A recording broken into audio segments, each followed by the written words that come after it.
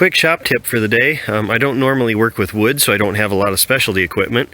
If you need to rip some plywood and you don't have a table saw or don't have room for one, whatever, you can get away with just using a regular handheld saw like this.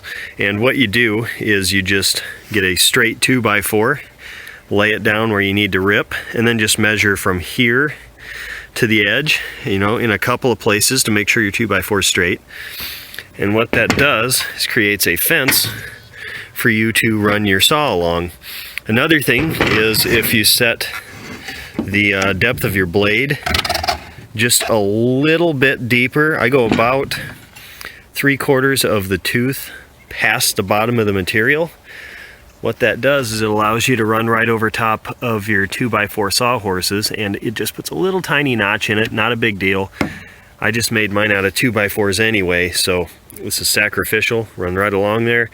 It usually won't catch your brackets if they're metal, so you can get big pieces of wood cut with a little saw. That's your quick tip for the day.